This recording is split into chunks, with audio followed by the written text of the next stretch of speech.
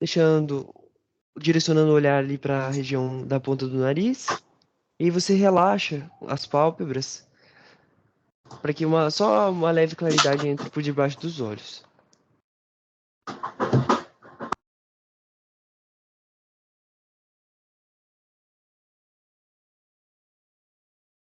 E aí a gente vai aos pouquinhos percebendo que a gente está aqui fazendo essa prática nesse momento, começando uma nova atividade, né? Percebendo o nosso corpo, percebendo a nossa mente. Às vezes o nosso corpo está um pouquinho mais cansado, às vezes a gente está um pouco mais disposto, disposta. E a partir desse reconhecimento é importante porque o que a gente vai estudar, o que a gente está refletindo, ou, ouvindo sobre é a respeito da nossa própria mente. Então, quando a gente estuda o Dharma, a gente está olhando não só para uma questão filosófica, mas a gente está procurando analisar a nossa própria mente. E como o Lamieshe fala em várias vezes, tanto no outro livro que a gente leu quanto nesse, a gente tem que se tornar o nosso próprio terapeuta. Para ser o nosso próprio terapeuta, a gente tem que começar a partir de agora a mais e mais vezes analisar a nossa própria mente. Então, por um minutinho mais ou menos, olhe, né, a gente fecha os olhos ou deixando uma leve claridade para que a gente gere esse processo de interiorização. Isso facilita com que a gente perceba melhor nosso corpo, a nossa mente e a nossa respiração.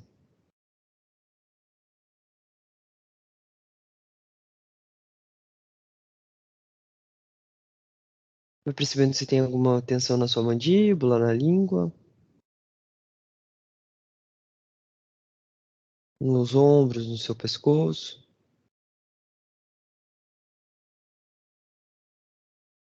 E perceba se tem tensão na região do abdômen.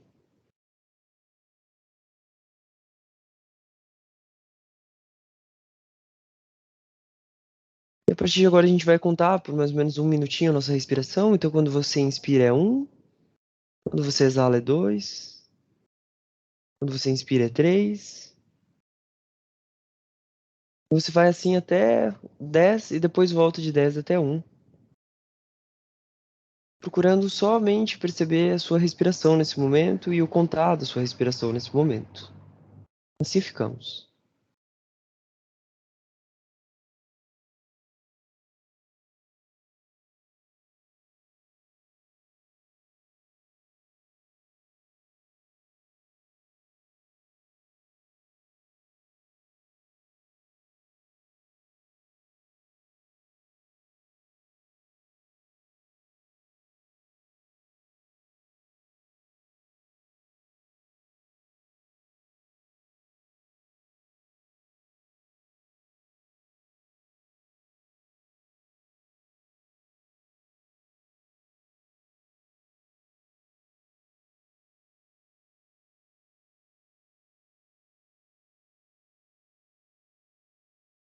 Independente do número que você esteja, faça uma inspiração bem profunda, preencha o abdômen e solte pela boca como se você relaxasse, soltando as tensões da mente e do corpo. Repita mais 2 vezes esse movimento, inspira bem profundo, solta. Última vez, inspira, segura o ar e solta forte pela boca. Inspira, aqueles que desejarem pode trazer as mãos em frente ao peito, as palmas unidas. Você leva o olhar entre as sobrancelhas agora. Você traz sua intenção, sua motivação para sua prática de hoje, né? A gente sempre busca corrigir nossa motivação, nossa intenção no início de cada encontro. Então, tentando trazer uma questão mais altruísta, percebendo que a gente está trabalhando nossa mente não somente para o nosso benefício, mas buscando cada vez mais desenvolver a nossa mente na sabedoria, para que a gente haja com compaixão também. Ao mesmo tempo, você pode trazer um movimento interno, uma motivação. E aqueles que se consideram budistas, né, o que a gente vem explorando sobre a questão de o Buda ser o nosso potencial, de o Dharma ser as causas que levam até esse estado, e da Sangha ser aquela comunidade que nos ajuda a continuar no Dharma, mas principalmente naqueles que já realizaram a sabedoria e, a- e estão desenvolvendo a compaixão, ou já desenvolveram a compaixão, ou já realizaram a compaixão. Então, aqueles que desejarem podem visualizar na sua frente o Buda Shakyamuni ou somente uma esfera de luz branca ou dourada. Se você visualizar o Buda Shakyamuni, ele está sentado sobre um trono, na base 8 leões, dois em cada extremidade, um lótus, um disco de lua, um disco de sol. Ele está sentado, postura Vajra, com as roupas de um monge.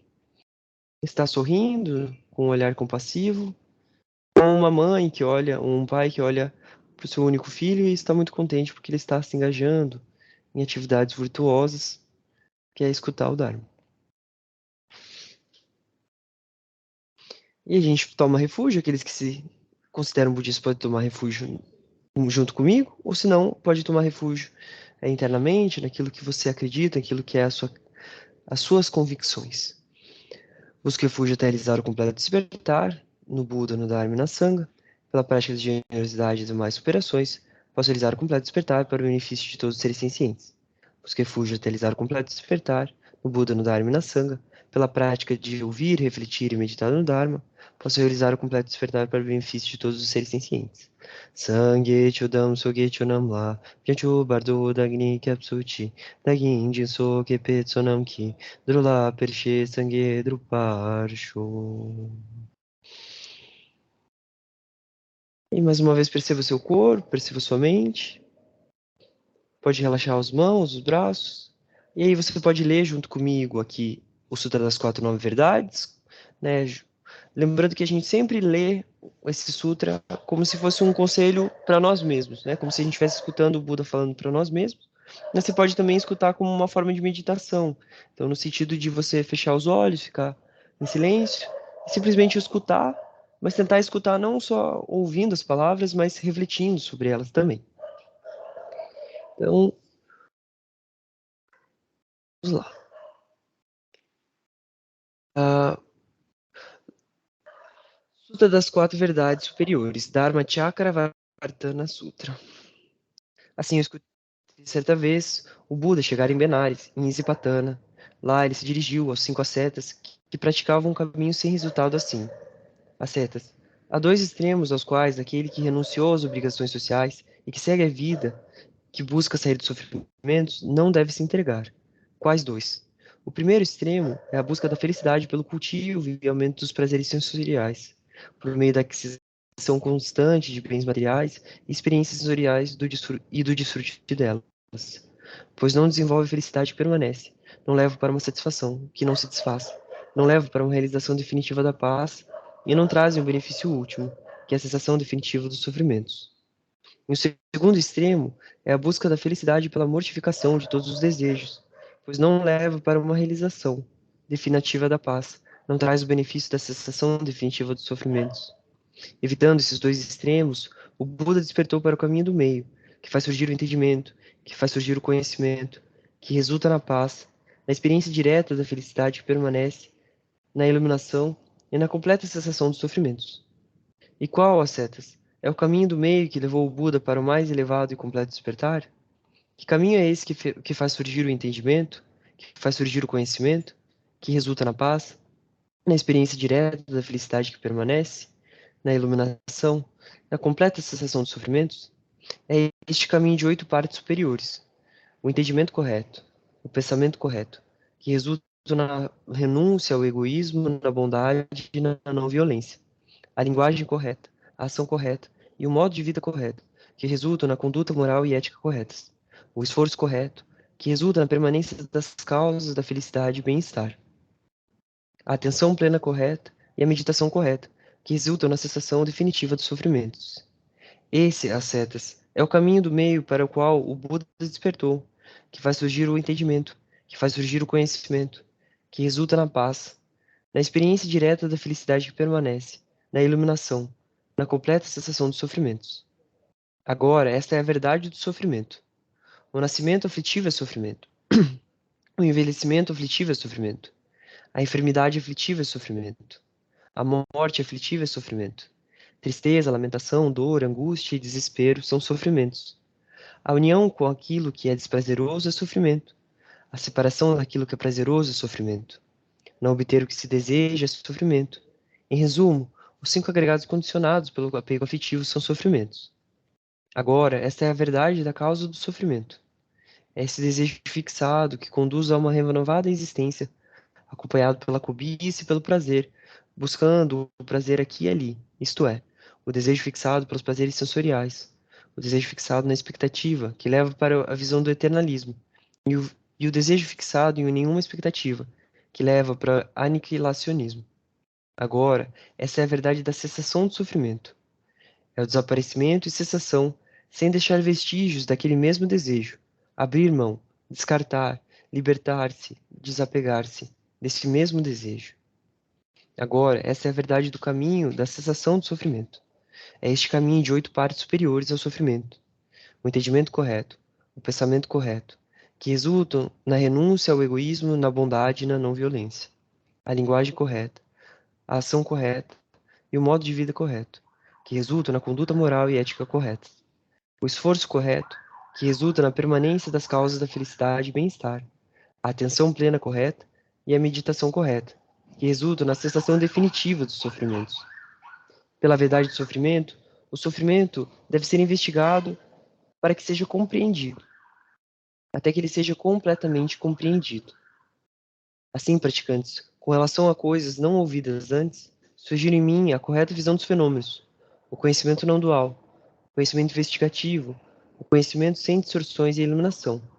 Pela verdade da causa do sofrimento, as causas devem ser investigadas para serem abandonadas, até que elas sejam completamente abandonadas. Assim, praticantes, com relação às coisas não ouvidas antes, surgindo em mim a correta visão dos fenômenos, o conhecimento não dual, o conhecimento investigativo, o conhecimento sem distorções e iluminação. Pela verdade da cessação do sofrimento, essa cessação deve ser cultivada para ser realizada, até que seja completamente realizada. Assim, praticantes, com relação às coisas não ouvidas antes, surgiram em mim a correta visão dos fenômenos, o conhecimento não dual, o conhecimento investigativo, o conhecimento sem distorções e iluminação. Pela verdade do caminho da cessação do sofrimento, esse caminho deve ser desenvolvido, até que seja completamente desenvolvido. Assim, praticante, com relação a coisas não ouvidas antes, surgiram em mim a correta visão dos fenômenos, o conhecimento não dual, o conhecimento investigativo, o conhecimento sem distorções e iluminação. Enquanto meu conhecimento e entendimento dessas 4 verdades superiores ao sofrimento, como na verdade elas são, nas suas 3 partes, 12 aspectos, não estavam completamente estruturados desse modo, não reivindiquei ter despertado para o insuperável, completo, perfeito despertar neste mundo e suas relações existenciais. Mas quando meu conhecimento e entendimento das 4 verdades superiores, como elas realmente são constituídas nas suas 3 fases de construção, o conhecimento de cada verdade, o conhecimento das ações que devem ser realizadas em cada verdade, o conhecimento da realização direta de cada verdade e suas 12 características de construção, a aplicação das 3 fases a cada uma das 4 verdades superiores estava completamente estruturada, então eu obtive a certeza de ter despertado para insuperável e perfeita iluminação nesse mundo com suas relações existenciais. O conhecimento e o entendimento surgiram em mim. A realização que levou para a libertação de minha mente é inabalável. Encerrada está minha vida nos ciclos de sofrimentos. Não há mais vir a ser na natureza do sofrimento. Isso foi o que o Buda disse. Os 5 ascetas ficaram satisfeitos e contentes com as palavras do Buda. Deixaram o caminho do ascetismo outrora praticado, adotaram as 4 verdades superiores, o caminho de 8 partes superiores e formaram a primeira comunidade dos praticantes pedidos de esmolas. Maravilha, pessoal. Então, a gente fez a leitura. Alguém tem alguma questão do que a gente conversou na última aula? Alguém quer comentar alguma coisa?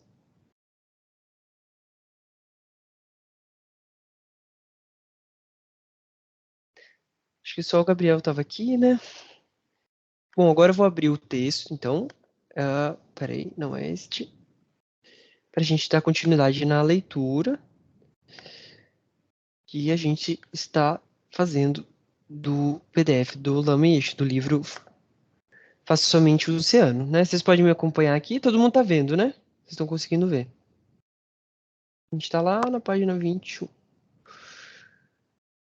O Lamiche está respondendo algumas perguntas, né? Principalmente, né, lembrando sempre que esse livro é uma compilação de quando ele estava falando em 1975, ele estava falando para médicos e para estudantes de medicina, de psicologia, é, e então ele está respondendo a respeito do que é saúde mental, né? Então a gente já viu alguns movimentos bem importantes.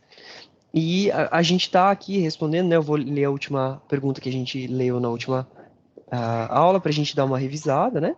E também para a gente poder ir progredindo no entendimento, principalmente de que existe uma diferença entre o que a gente considera como saúde mental, como estar com uma saúde mental, e o que é, o Lamiês coloca como saúde mental, né? Ele fala que uma mente oscilante é uma mente que está doente. Então, para nós, isso não é considerado dessa forma. E o que ele trouxe na última aula, principalmente, é a questão de a gente observar a nossa mente que não é satisfeita, é insatisfeita. Então, que o oceano, né, por debaixo da mente, é a mente de insatisfação. E que nossos problemas no dia a dia são problemas que realmente ele coloca como problemas que são superficiais, como só ondas dentro desse oceano de insatisfação, que é a verdadeira causa dos nossos problemas, e é o que a gente busca investigar para a gente conhecer o que ele vem trazendo sobre a verdadeira natureza da nossa mente, que é o que a gente precisa investigar, né? Precisa analisar a nossa mente para ir descobrindo isso, tá? Então, fazem essa pergunta para ele, né? Lama, você resolve os problemas das pessoas aconselhando-as a retirar-se em meditação e afastar-se do mundo exterior? É dessa forma que você trata as pessoas? E aí ele respondeu: não necessariamente. As pessoas devem estar totalmente cientes do que ocorre em suas mentes, assim como do modo como suas mentes se relacionam com o mundo exterior e de quais efeitos o ambiente exerce sobre elas. Você não pode isolar-se do mundo, você tem que enfrentá-lo, você tem que estar aberto a tudo, né? Então a gente estava falando que a abordagem é analisar a nossa própria mente. Então, quando a gente fica ali no começo da aula, né, no começo desse encontro do grupo de estudos, a gente busca perceber a nossa própria mente e a gente começa a perceber como funciona a nossa mente. A gente analisa ela. Se ela está triste, se ela está feliz, se ela está agitada, se ela.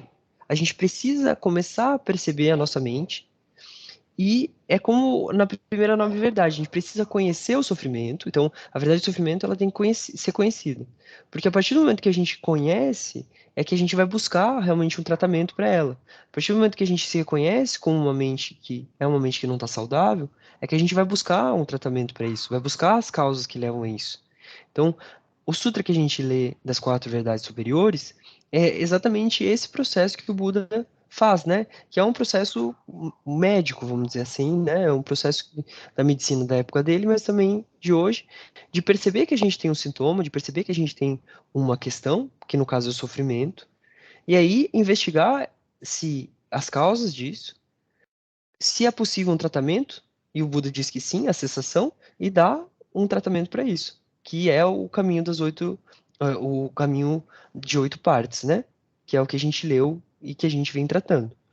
E aí o Lamieshe, ele tá dentro disso, né? Dentro dessa base. É sempre importante a gente lembrar disso. E aí ele fala que a gente precisa estar ciente da nossa mente.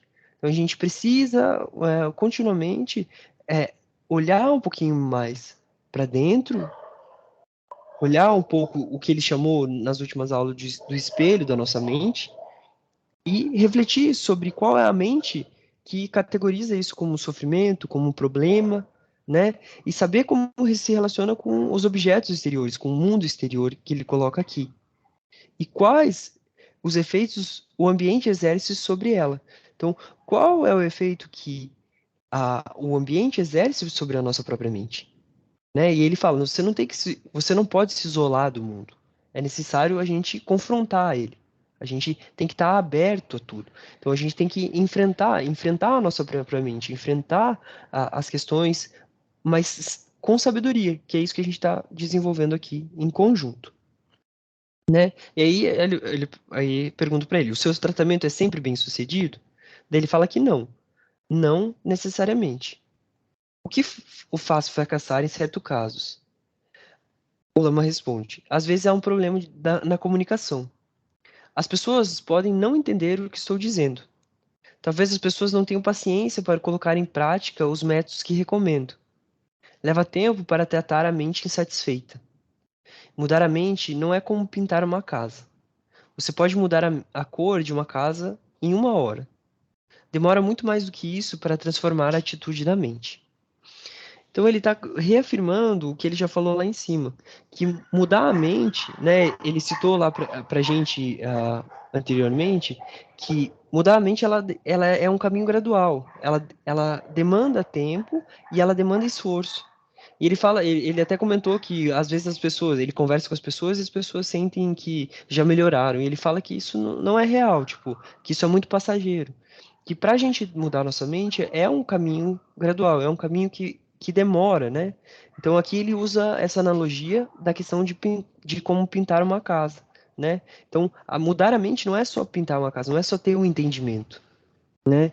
A gente precisa ter paciência para aplicar os métodos que está sendo dito aqui, de olhar para dentro da nossa mente, analisar qual é a mente, e ter paciência para não querer uma mudança muito rápida.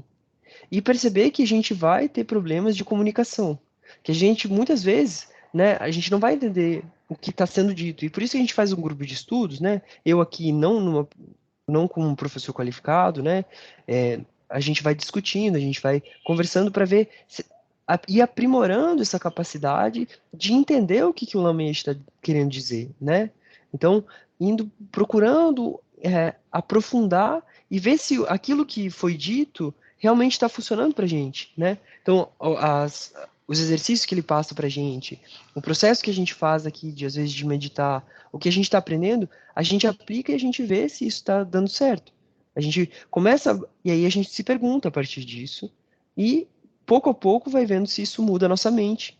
Mas é preciso que a gente tenha paciência e a gente coloque aqui, né? Que ele coloca aqui, colocar em prática os métodos que ele recomenda, né? Não sou eu, Matheus, que estou recomendando, é o que a gente está lendo aqui e o que a gente está desenvolvendo juntos, né? E sabendo que isso demora, a gente não fica ansioso. Eu particularmente tenho bastante dificuldade com esse ponto, né?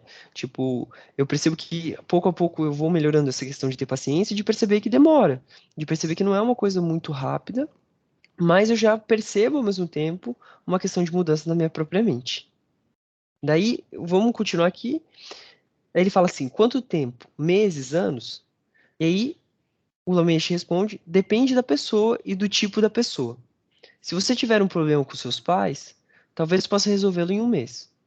Mas mudar e eliminar a mente descontente inata pode levar muitos e muitos anos. As ondas são fáceis. O oceano é mais difícil. Obrigado. Foi uma pergunta muito boa. Então ele está falando que essa pergunta foi muito importante, porque o que a gente está, quando a gente pratica o Dharma, a gente não está tentando resolver só os nossos problemas de estresse, só nossas incompreensões que a gente tem, os problemas de relacionamento, e que talvez seja muito o que a gente vê por aí. O Dharma, ele vai se preocupar mesmo em trabalhar com essa mente mais profunda aqui, né? Que é essa questão de eliminar a mente, que o Lameche, nessa tradução que é feita aqui, eliminar a mente descontente inata, né? Inata. O que quer dizer a questão de inata? É algo que está ali, né? Algo que, que não foi construído, é uma questão que a nossa mente está funcionando dessa forma e que a gente quer eliminar essa mente descontente. E para isso não vai ser de uma hora para outra, né? Como ele disse ali, resolver o problema com seus pais, talvez possa resolver em um mês. Por quê? Porque é uma onda nesse oceano de insatisfação ele coloca nossos problemas mais superficiais, nosso estresse, as nossas questões, né, com relação com o nosso corpo, a gente consegue mudar as relações que a gente tem com os outros, a forma como que a gente, do nosso trabalho, a gente pode mudar. Mas, e isso na concepção aqui, é muito é fácil. Mas, agora, trabalhar mais na raiz, aí começa a ser um pouquinho mais difícil, né? Trabalhar, às vezes, não sei, a gente pode refletir, às vezes, quando você mudou, por exemplo, saiu de um entrou no emprego que você gostava. Ou saiu de um relacionamento e encontrou uma pessoa mais legal. Se a gente pensar, a gente resolveu um problema de uma certa forma, mas surgiu outro problema depois. E a gente encaixou outra coisa na vida e surgiu outro problema depois. Né? A gente tem que observar a nossa própria mente. Né? Observar a nossa própria vida para ver se isso realmente é assim. A gente tá fazendo sentido o que eu tô falando? Vocês estão conseguindo. Tá fazendo? Alguém quer fazer alguma colocação? Né? Se quiser compartilhar alguma coisa, por favor, fique à vontade, tá? Beleza, Matheus. Maravilha. Oi, Beth, agora que eu vi que você tá aí também. Então eu vou continuar aqui, tá bom? E, pessoal, vocês podem sempre entrar, né? Como eu disse, é um grupo de estudos. Então a gente vai aqui e a gente vai compartilhando. Uma das coisas mais importantes também é quando vocês compartilham, né? Pra ver se faz sentido, se não faz sentido. Pra gente ir vendo se o que o Lameche tá falando. Aí ele vai continuar aqui. Você tem algum processo para selecionar as pessoas que você pode tentar ajudar? Não, não temos nenhum processo de seleção, então não é seletivo, né? Ah, só essas pessoas podem participar. Ah, mas só essas pessoas podem vir aqui. Então não tem essa questão né, Oriente, Ocidente, não tem. E aí ele responde: as pessoas apenas procuram você? Sim, qualquer um pode vir. Independente de cor, raça, classe ou gênero, todos os seres humanos têm o mesmo potencial de resolver os seus problemas. Não há nenhum problema que não possa ser resolvido pela sabedoria humana. Se você for sábio, você pode resolver todos eles. Então, isso é uma coisa bem importante para a gente perceber também, né, que é uma questão que não exclui. E quanto mais a gente vai desenvolvendo a nossa sabedoria, a gente vai incluindo mais as coisas. Então, qualquer pessoa pode chegar até eles. Então, ele está demonstrando que isso não é para uma pessoa, né? Não é só para coisa de oriental. E ele falou bastante isso também antes, que todos nós compartilhamos da mesma mente. Né? A gente analisou isso também pela gente, que apesar de ser mulher, ser homem, ter problemas diferentes, ser pobre, ser rico, ser do interior ou ser de uma cidade grande, isso são condições. E claro, tem diferenças de sofrimento, mas na base, né, todos nós compartilhamos da mesma mente. Todos nós temos um corpo físico, todos nós temos as emoções, todos compartilhamos de uma mesma estrutura, né? E por isso que ele aqui também coloca que isso é uma questão aberta para todos, né? Para todos, independente da cor, da raça, da classe, do gênero. Isso é importante também para a gente perceber, né? Que é uma questão importante a gente saber onde a gente está entrando, porque a gente está estudando aqui o Dharma, então a gente também, muitos de vocês estão conhecendo isso. Então, é importante se questionar, né? Isso é abrangente, isso é excludente, isso é aquela mente investigativa que a gente está trabalhando. E para ver, isso me interessa, isso não me interessa, eu vou aplicar, não vou aplicar. Então, ter essa mente investigativa é importante e, de uma certa forma, ver se isso bate com nossos valores. Então, se os nossos valores são universais, se a gente busca algo para todo mundo, se a gente está interessado nisso, a gente está vendo que, segundo o Lamy é para todo mundo. Né? Não tem essa exclusão de ser rico, de ser pobre, não importa essas classificações. E aí ele coloca, todos os seres humanos têm o mesmo potencial de resolver seus problemas. Ele não está falando que alguém pobre tem menos capacidade. Ele está falando todos nós. Mesmo que for uma pessoa horrível, uma pessoa muito ruim, uma pessoa, né, que cometeu alguma coisa muito ruim, ela também pode mudar, né? E não há nenhum problema que não possa ser resolvido pela sabedoria humana. Então ele tá colocando uma coisa muito profunda, vamos dizer assim, né? Ele está falando nenhum problema. Então, absolutamente nenhum. Se você for, só que tem uma condição, ser sábio. E é isso que a gente está vendo. O que é ser sábio? Né? Como ser sábio? Essa é uma pergunta que a gente está fazendo. Ah, se você for sábio, mas o que é sábio? E aí é o que ele fala aqui da problema de comunicação. Porque quando ele fala sábio aqui, a maioria de nós tem um conceito de sabedoria, do que é ser sábio. né? Mas a gente tem que entender que é sábio dentro de um contexto do que ele está fazendo aqui, dentro de um contexto de entender a mente satisfeita e de como erradicar essa mente satisfeita. Então, de como fazer as cessações, como fazer o sofrimento cessar, né? Então, aqui é conceito dentro desse tipo de sabedoria. Isso é uma coisa bem importante, né? E aí eles perguntam assim: e quanto às pessoas que não são tão sábias? Aí ele fala assim: você deve ensiná-las a serem sábias. A sabedoria não é intuitiva. Você deve abrir a mente das pessoas para a sabedoria. Então, ele está falando que, na verdade, quando ele usa inata, né, ele fala que o nosso descontentamento é inato. Mas a nossa sabedoria, ela não é intuitiva. A gente não tem a sabedoria só porque a gente tem que abrir a nossa mente. Né? Aqui eles colocaram isso. Abrir a nossa mente para a sabedoria. Então, é um processo do que a gente está fazendo aqui. A gente está abrindo a nossa mente. E abrindo, ampliando a nossa percepção. Pode falar. Então, talvez ele esteja dizendo, pode ser que não, né? Mas eu entendi que também esse potencial é inato. Todos nós temos o mesmo potencial. Exatamente. Isso está implícito. Exato. A gente tem o potencial, mas ele não é algo dado, vamos dizer assim, né? A gente não nasce, a gente nasce com o potencial, mas a gente tem que desenvolver. E o que acontece hoje é que a gente tem uma mente, o que ele está colocando é que hoje a nossa mente é uma mente insatisfeita e que tem e por conta disso tem problemas, né? Então existe esse potencial, mas é como uma semente. Se você não coloca, se você não dá as condições específicas para essa semente não vai se desenvolver. Então existe esse processo de potencial e isso é muito importante porque coloca todo mundo, né? É a base para perceber que todo mundo tem a mesma condição. Mas a diferença é que a gente precisa dar meios para que esse potencial venha à tona, vamos dizer assim. A gente não precisa construir isso, porque senão alguns teriam nascido com a semente, vamos dizer, se fosse excludente, alguns nasceriam com, outros sem, né? Então esse ponto que você colocou é muito importante, porque todo mundo tem esse mesmo potencial, mas daí, se a pessoa não tiver sabedoria, é o que ele está falando. Cabe a nós, né? Cabe a nós nos tornar, abrir nossa mente, nos tornar sábios para poder abrir a sabedoria para as outras pessoas também.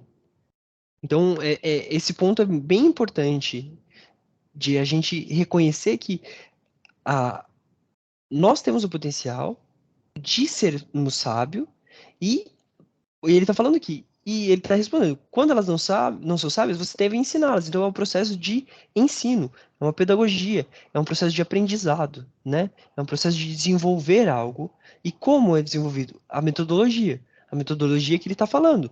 Mas para a gente aprender, a gente precisa se colocar nesse campo, a gente precisa ter interesse de aprender, que é o que a gente está fazendo aqui juntos, né? Aprendendo juntos, desenvolvendo a nossa sabedoria juntos, né? E aí a gente vai desenvolvendo isso com a ajuda, por exemplo, do livro do Lamièche, dessa palestra que ele está dando para a gente, para que a gente comece a enxergar, abrir a nossa mente para o nosso potencial. Porque se a gente ainda tem dentro da gente que a gente não pode mudar, que a gente é muito ruim, né? Algumas pessoas já relataram isso aqui, né? Que estão acompanhando e para mim foi a mesma coisa também, de perceber que existe a possibilidade de eu não ser como eu sou hoje. Né? Eu olho para trás e eu vejo a diferença da minha mente por conta de aplicar algumas coisas. Claro, eu estou longe de ter realizações, claro, eu estou longe de ter várias coisas, mas o que eu já mudei já é um processo, já é uma abertura, já é uma questão de ser mais sábio. Ser mais sábio em qual sentido? Né? De diminuir um pouco os meus problemas, mesmo que eles sejam superficiais, vamos dizer assim, né? Eu ainda vejo muito minha mente insatisfeita, mas ao mesmo tempo eu já consegui melhorar pelo menos parte de uma superfície, né? De parte de uns relacionamentos meus. Então, quando a gente começa a perceber isso, a gente vê, poxa, o que eu estou aprendendo tá me ajudando de uma certa forma. Então, a gente também começa a acreditar, opa, peraí. Então, esse potencial não é só uma palavra. Esse potencial é uma realidade. E é isso que a gente tá sendo apontado também.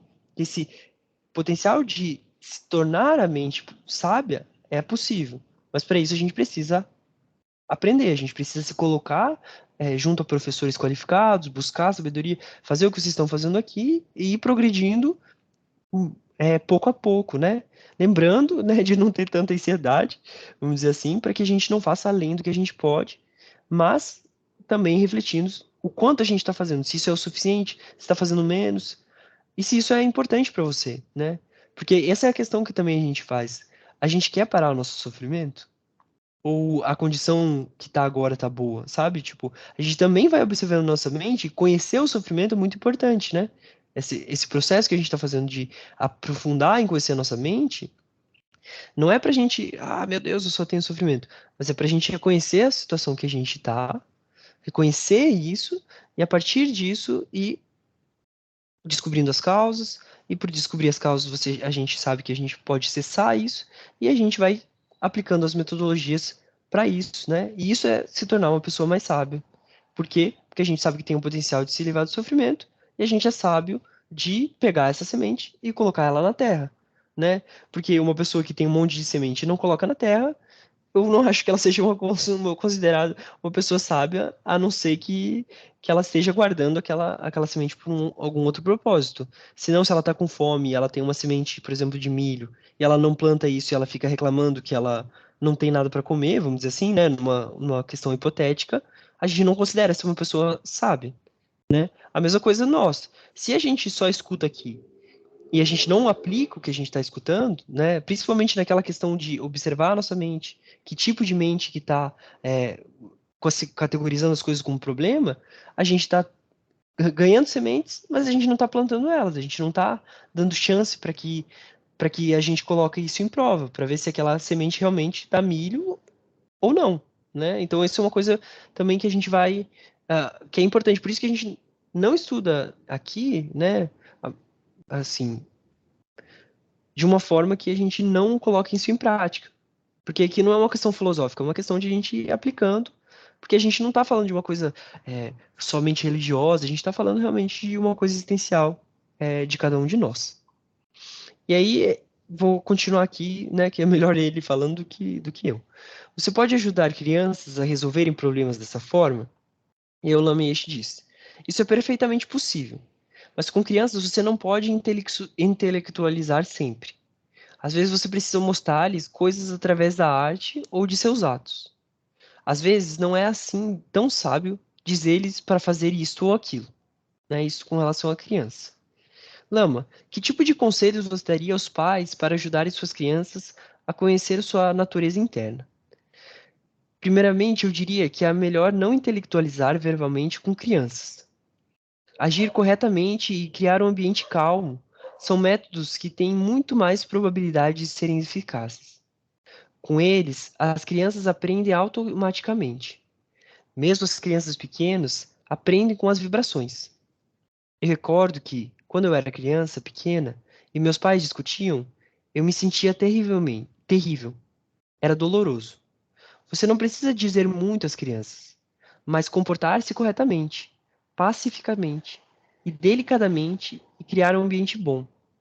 Isso é tudo, especialmente quando forem pequenos demais para compreender a linguagem falada. Então, esse é um ponto importante, porque o que ele está falando aqui é interessante, né? Ó, conselho para pais para ajudarem crianças. Mas o que ele está falando aqui?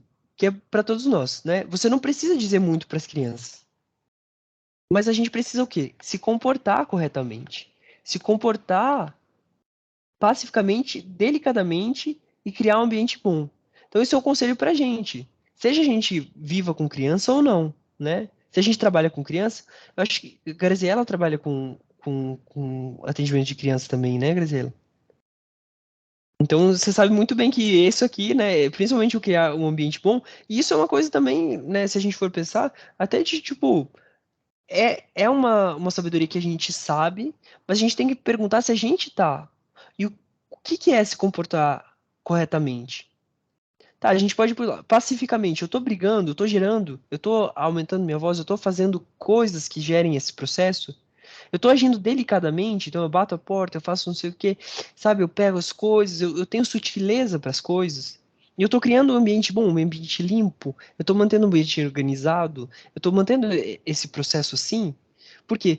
Porque a gente também, né, por mais que a gente intelectualize, a gente também aprende por esses atos. A gente também aprende por olhar, por ver, né? Todo mundo sabe que como é desconfortável chegar num lugar onde é sujo, onde é desorganizado, né? Onde é... A gente percebe que isso tem uma influência dentro da nossa própria mente.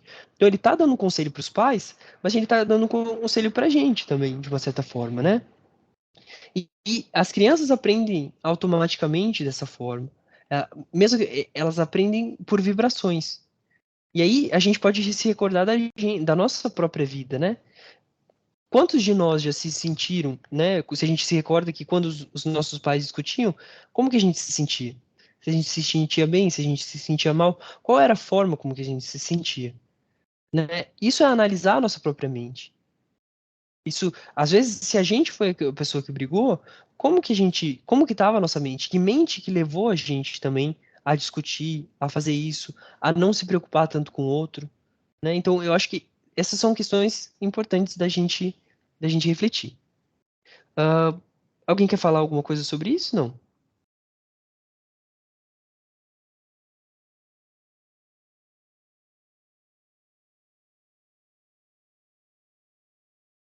Eu vou passar para a parte do corpo, tá?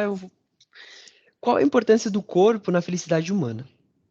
Se você quiser ser feliz, é muito importante que seu corpo esteja saudável por causa da ligação entre seu sistema nervoso físico e a sua mente. Uma perturbação em seu sistema nervoso causará uma perturbação em sua mente. As mudanças físicas produzem mudanças na mente. Há uma conexão forte entre os dois. Então, uma coisa que é importante a gente perceber dentro do budismo é que o budismo não nega o corpo, né? O budismo ele não vai trazer assim dentro, claro, o budismo no sentido dessa tradição que a gente está aprendendo, ele não nega, ele fala que o corpo é importante, né? O nosso professor está dando aula falando sobre essa importância e como os dois são ligados e como o elo entre corpo e mente é muito importante principalmente para a compreensão da realidade e quando a gente faz o processo de interiorização, por exemplo, eu percebo bastante isso nas aulas que eu dou de yoga. Então, quando eu dou aula de yoga, e quando eu percebo, né, ou um processo de meditação, a partir do momento que a pessoa interioriza, ela percebe a tensão no corpo e ela consegue tirar, às vezes, tensão da mandíbula, tensão dos ombros, tensão do abdômen. E isso faz com que ela relaxe. Fazendo com que ela relaxe, às vezes tem bastante gente que tem a questão dos olhos que ficam, o sistema nervoso fica mexendo bastante as pálpebras assim, pá, pá, pá, né? O sistema nervoso muito agitado. Às vezes só de fazer esse processo, a pessoa diminui essas oscilações. Ou às vezes ela fica mexendo os olhos para as laterais, né? Ela traz o processo de respiração profunda e ela se acalma. Eu vou percebendo durante a prática de yoga e às vezes, durante até as próprias aulas, como aqui de Dharma, como a mente ela vai diminuindo esse processo e ela vai entrando no estado de maior passividade. O corpo vai se acalmando, então a pessoa começa a perceber o seu corpo, e isso faz com que o sistema nervoso parasimpático dela fique mais tranquilo. Então, fazer algumas respirações, né? Perceber internamente, isso por si só causa um impacto no corpo. E o que ele está falando aqui existe uma conexão forte entre corpo e mente. Isso é uma coisa importantíssima, que o nosso corpo e a nossa mente, eles trabalham em conjunto. Então, uma perturbação no sistema nervoso, se a gente come demais doce, se a gente não pratica esporte, se a gente não negligencia essa parte do corpo, o que o Lamy está falando aqui? Ele não está falando, não, somente faz tudo. Não, ele está respondendo que o corpo é muito importante e ele está dando uma justificativa de uma questão de sistema nervoso. Então, não se está negando o corpo, muito pelo contrário, tá? Se reafirmando como o corpo é importante para a questão mental.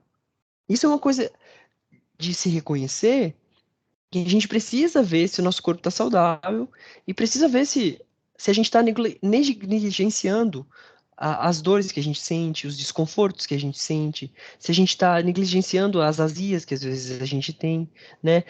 O que eu comi, o que eu deixei de comer. Então, isso também faz parte de um processo de sabedoria e o que ele apontou para a gente algumas aulas atrás, alguma parte atrás, de que se a gente está sendo realmente percebendo o que os objetos externos estão fazendo com o nosso internamente.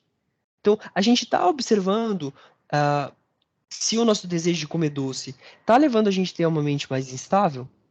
Né? Isso também é um processo de meditação, isso também é um processo de análise. Então, eu estou indo além. Por que eu estou indo além do que eu estou satisfeito, mas eu quero ir um pouquinho mais, eu quero comer um pouco mais? O que isso está significando? Mas para isso a gente precisa estar atento. E é mais ou menos isso, que mente está me levando a isso. E isso gera um sofrimento, né? Um sofrimento do corpo. Encontrar aquilo que a gente não deseja, né? Que é dos sofrimentos que eles colocam lá. Que a gente comeu, a gente não queria passar mal depois, mas a gente acaba passando mal. Isso é um estado de sofrimento, claro, mais grosseiro que a gente consegue perceber. E aí, com isso, percebendo que a gente pode trazer coisas do nosso cotidiano para aprofundar a nossa percepção, né? A gente, não, eu vou deixar de comer isso, eu vou deixar de comer aquilo. Não é bem esse o ponto no primeiro momento. O primeiro momento é como eu estou me relacionando com aquilo que eu estou comendo. Como isso tá causando perturbação na minha mente? Quando eu como determinada coisa, isso causa uma perturbação na minha mente, né? Porque ele fala que mudanças físicas produzem mudanças na mente. Então, o que eu como, o exercício que eu faço, o banho que eu tomo, o jeito que eu cuido da questão da minha boca, né? Se eu escovo o dente ou deixo de escovar o dente. Tudo isso está envolvido aqui em métodos que ele está falando. Né? Então eu tenho que deixar meu corpo saudável. Um corpo saudável não necessariamente não quer dizer que eu não vou sentir dores, que eu não vou sentir essas questões, né, que eu não vou ter outras questões, mas é buscar um sistema nervoso estável, balanceado, para que eu tenha uma mente, para que eu consiga ter uma mente mais estável, para que eu consiga investigar a minha mente mais profundamente. Para que eu possa ter uma mente sábia, eu preciso ter um corpo também que esteja saudável. Então, o corpo, ele ocupa um espaço muito importante dentro desse processo. E aí eu vou fazer a última leitura aqui, que eu acho importante, né, dessa última pergunta, e aí a gente termina. Você tem algum conselho sobre a dieta ou comportamento sexual para manter o corpo saudável? Ambos podem ser importantes. Naturalmente, nós somos todos diferentes. Então, não se pode dizer que a mesma dieta sirva para todos. Como indivíduos, nossos corpos estão acostumados a dietas específicas e mudanças radicais na dieta podem impactar nosso sistema. Também, uma atividade sexual excessiva pode enfraquecer nossos corpos, que podem, por sua vez, podem enfraquecer nossas mentes, nosso poder de concentração ou sabedoria penetrante. Né? E aí, o que é uma atividade sexual excessiva? Mais uma vez, isso depende do indivíduo. Não é mesmo para todos. O poder do corpo varia para cada pessoa. Verifique por sua própria experiência. Então, essa é uma questão muito importante. A gente precisa verificar por nós. Mas como eu vou verificar se eu não estou olhando para isso? Né? Como eu vou verificar se essa dieta está sendo boa que eu estou fazendo, se eu não verifico, se eu não boto um parâmetro, tá? Como eu estou me sentindo? Eu posso mudar alguma coisa? Eu não posso mudar alguma coisa? Eu estou me sentindo bem? A minha mente está concentrada? Quando eu venho aqui para a aula, né? Se essa for a única aula que você faz, mas quando você vai para outra aula, qual é a nossa capacidade de concentração? Né? Quanto eu consigo ficar ali ou quanto que a minha mente vai para o meu trabalho, vai para outras coisas, vai puxando, né? A minha sabedoria penetrante, no sentido, a sabedoria que vai além do superficial, quanto que ela tá? Quanto que eu consigo aprofundar, né? Lembrar de que eu tô vivo, lembrar de sentir meu corpo, né? E aprofundar nessa questão do meu corpo. Porque isso pode estar ligado não só numa questão de falta de sabedoria, isso às vezes pode estar ligado numa questão corporal, física, que, assim, relativamente falando, é mais fácil de lidar. Então, o que eu acho que, finalizando hoje, né, é que a gente precisa. O que ele está sempre falando isso é: os métodos são. Todo mundo tem o sofrimento, todo mundo compartilha da mesma mente, mas as abordagens, as metodologias são individuais. E quem vai determinar não é só a pessoa que está aconselhando a gente. Essa pessoa não vive dentro da nossa própria mente. A gente precisa conhecer a nossa própria mente, e para isso a gente precisa analisar a nossa mente, que é isso que ele está frequentemente falando, percebendo se a nossa mente realmente é insatisfeita, percebendo as nossas ações no nosso dia a dia, e ele fala, isso é meditar, né? Ele colocou bem enfaticamente que esse processo de se analisar várias vezes, por que que a gente está tomando uma decisão? Por que que eu estou comendo de determinada forma? E não estou olhando para isso, né? Isso é um processo de meditação. Então, o processo de meditação, segundo o Lamienche, que ele está passando aqui para o nosso nível, é que a gente consiga perceber no nosso dia a dia e consiga analisar, se questionar, perguntar e aprofundar, né? Ter essa sabedoria que aprofunda nas nossas questões que a gente está fazendo. Tá bem? Então, seria mais ou menos o que eu tenho. Espero não ter confundido. Se alguém quiser falar alguma coisa, a palavra está aberta, né? Compartilhar alguma coisa que fez sentido ou não fez sentido. Senão a Então, gente pode falar. posso falar? Claro, por favor. Então, eu vi assim, né? Quando ele fala do corpo e da mente, por exemplo, a gente come demais, né? A pessoa come demais, a pessoa sente mal-estar, sente pesado, né? Se sente Sim. mal. Então, isso é um sintoma. Então, é através do sintoma, muitas vezes, que as pessoas são levadas a olhar para dentro, né? Por exemplo, também, né? O impulso sexual, o desejo sexual, a pessoa tem que, de alguma forma, buscar a satisfação, porque alguma coisa está incomodando. Então, quando passa a ser demais, incomoda. Tanto para comer comida, ou a insatisfação, ela toca o corpo físico e faz com que a pessoa busque melhorar.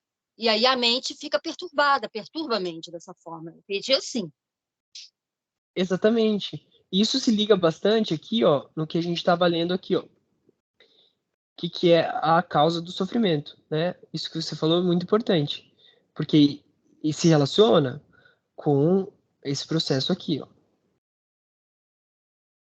Agora, essa é a verdade da causa do sofrimento. É esse desejo fixado, seja sexual, seja de comida, que conduz a uma realidade buscando o quê? Acompanhado pela cobiça, buscando prazer aqui e ali, né? Então a gente busca, essa é a causa do nosso sofrimento. Só que se ninguém fala isso pra gente, por exemplo, antes disso, né? O que o Buda fala, isso não foi dito antes. Se a gente não percebe que a gente está doente, se a gente não analisa a nossa mente, a gente fica continuamente buscando, né? A psicologia fala isso, né? A psicanálise. Você fica buscando objetos de desejo. Comida, comida, comida, viagens, prazer sexual. Das compulsões, né? Compulsões sexuais ou compulsões alimentares que causam isso, né? É bem complicado realmente. Exatamente. Só que o que o Lameche está falando aqui é que isso vem de uma mente satisfeita. E para isso a gente precisa desenvolver a sabedoria. E o Buda, assim, você percebe que o Buda, né, na relação de causa e efeito, ele começa com a verdade do sofrimento. Aí você fala, mas por que ele não começou com a causa do sofrimento? Ele está falando isso para apontar, olha, você está sofrendo, você está com um problema, você está com uma doença mental, você está insatisfeito. Entende? Ó, e tudo que você está buscando não está resolvendo isso. Então ele tá chamando, né? Ele fala primeiro do sofrimento para, gente, olha, vocês estão com essa questão. Porque se a gente, ninguém procura, é, alguém procura você, Graziela, que e tá tudo bem na vida dela, tipo, a Graziela é psicóloga, né? Alguém procura você que tá tudo bem na vida dela, tipo, ela vem te procurar para melhorar a mente dela. Dificilmente. É muito difícil, né? A gente procura quando a gente tem um problema. Só que se a gente não sabe que tem um problema, se a gente não tem sabedoria para isso, a gente não vai procurar, a gente não vai fazer nada, né? A gente vai continuar, se a gente não tem sabedoria, a gente vai procurar respostas nos mesmos lugares. A gente vai procurar soluções nos mesmos lugares. E por isso o Dharma é uma coisa diferente. Por isso que eu falo, a gente é afortunado de ter esse momento, porque a gente encontrou alguém que fala diferente. E a gente não precisa acreditar nele, isso que é o mais legal, né? A gente tem que ver se funciona ou não pela nossa própria experiência. E é o que o Lamy fala aqui, investigar a nossa própria. Né, ele fala que ele termina, e eu vou terminar assim hoje, verifique por própria experiência própria. Ele não está falando acredite no Buda, acredite em mim. Né? Não, verifique na sua própria experiência. É assim? Se for assim, então a gente tem um método, olha que maravilha. Se não for assim, maravilha, você não tem nenhum problema, né? Você já está super bem e está ótimo, e vai seguindo assim, né? Agora, se a gente vê que tem, a gente agora encontrou pelo menos, né? Igual buscar um médico, né? Às vezes a gente tem um problema, a gente não encontra um médico. Hoje em dia tem mais especialista, né? Aí, às vezes, a gente encontrou um médico especialista ou um psicólogo especialista num problema X, Y, Z. Então, agora, e o Buda é especialista no problema do sofrimento, que é o que a gente está verificando se a gente está passando ou não. Né? E aí, cada um por si tem que verificar isso. Tá bom, gente? Então, alguém quer falar mais alguma coisa? Sandra, Beth, Gabriel, Yas? Oi, eu. Pode falar, Sandra. Tá me ouvindo?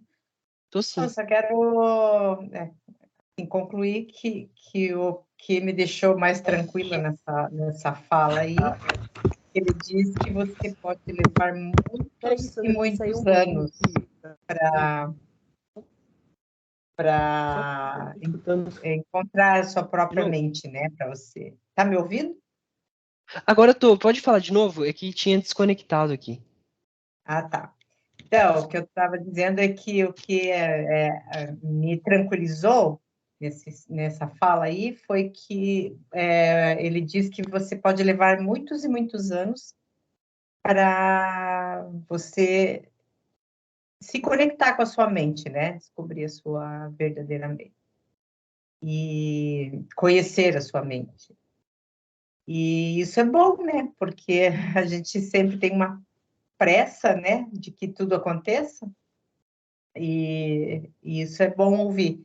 É um exercício diário, né, dessa conexão com a mente. É um exercício diário que você deve praticar diariamente. É isso. Muito legal, Sandra. É isso mesmo.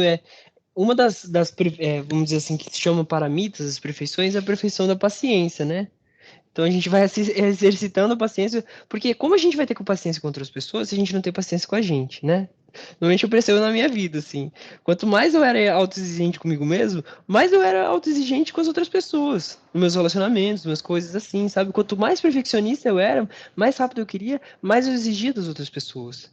E quando a gente começa a descobrir isso, né, que eles falam pra gente, é abrir a nossa mente pra sabedoria.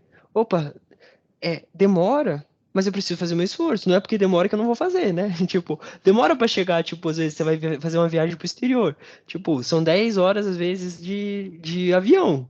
Mas ninguém fica triste com isso, entendeu? Porque você vai chegar lá na viagem, entendeu? Você vai chegar lá e você vai estar feliz. Então, é a mesma coisa aqui, tipo, demora. E é esforço. Cansa, né? Viajar de avião cansa, né? Tipo, fazer uma viagem, mas a hora que você chegou lá, opa, maravilha. E aí não é ficar lá, tipo, inerte, né? Não, você vai passear, você vai fazer as coisas. É a mesma coisa mesmo, a gente tá fazendo uma jornada, vamos dizer assim. Cansa. Vai demorar? Vai demorar. Mas a gente tá mais perto de chegar lá e daí depois poder habitar dentro desse campo, né? Então, isso é muito importante. Realmente. E é como você falou, um exercício. Eu tenho que fazer todo dia, acordar assim, ó, paciência, paciência, sabe? Não vai ser rápido. Porque às vezes a gente quer fazer um monte. Curso, sabe? E o professor sempre fala: é melhor qualidade do que quantidade. Esse é o mantra que eu tenho que falar para mim. Eu ainda não percebi isso, sabe? Mas realmente é. Qualidade é melhor que quantidade. Então, melhor fazer menos com qualidade do que ficar lá várias horas e não ter qualidade. Então, né, corrigir a nossa motivação quando a gente está aqui é ficar uma hora o máximo que a gente pode aqui. Né? Porque a gente está gastando, entre aspas, tempo, né? Então, é tentar ir corrigindo a nossa mente. Para isso, a gente vai desenvolvendo. Tá bom? Obrigado, gente. Então, né, a gente sempre dedica ao final. Beth, quer falar alguma coisa? Não, só queria agradecer. Então, tá, muito Obrigada. obrigado. Obrigado. Então, gente, muito obrigado, né? Se você quiser juntar as mãos, você pode juntar as mãos. Se você quiser fechar os olhos, como for mais confortável para você, né? Então, todo esse potencial positivo que a gente está gerando juntos, né? Essa constância, acho que é uma coisa importante, né? Eu falei no encontro passado 1 ano já com esse grupo. Eu sei que muitos estão aqui faz um pouco menos de tempo, mas não importa. O importante é a gente estar caminhando juntos, que a gente está gerando potenciais positivos na nossa mente. Então, esse potencial é como uma semente, e a gente está, aos pouquinhos, colocando ela no solo e está dando condições para que esse solo seja fértil e para que essa semente germine, né? Essa semente do potencial de atingir a iluminação, que nada mais é do que o potencial de se tornar um Buda, aquele que realizou toda a mente virtuosa, e aquele que erradicou todo o sofrimento, toda a mente não virtuosa. Então, que pelos méritos acumulados aqui por nós e por todos os Budas e Bodhisattvas dos 3 tempos, que são vazios por si só, que nós somos vazios de nossa própria parte, possamos alcançar o estado de iluminação, que é vazio por si só, e liderar todos os seres sencientes, que também são vazios por si só, a esse mesmo estado de iluminação. Que a suprema joia da Bodhicitta, a compaixão amorosa que ainda não surgiu, seja e cresça, e aquela que já surgiu possa nunca diminuir, mas aumentar cada vez mais. Que a suprema joia da sabedoria compreende a vaziedade, que ainda não surgiu, vaziedade, que ainda não surgiu, surge e cresça, e aquela que já surgiu possa nunca diminuir, mas aumentar cada vez mais. Que em todas as nossas vidas a gente encontre condições propícias para praticar o Dharma, encontre professores e mestres qualificados, e que os professores tenham uma vida longa e estável, e que nós possamos continuar cada vez mais desenvolvendo mérito e sabedoria para continuar caminhando nesse caminho em benefício de todos os seres. Muito obrigado, pessoal. Boa noite para vocês e a gente se vê semana que vem. Tchau. Boa noite. Tchau, tchau. Boa noite. Boa noite.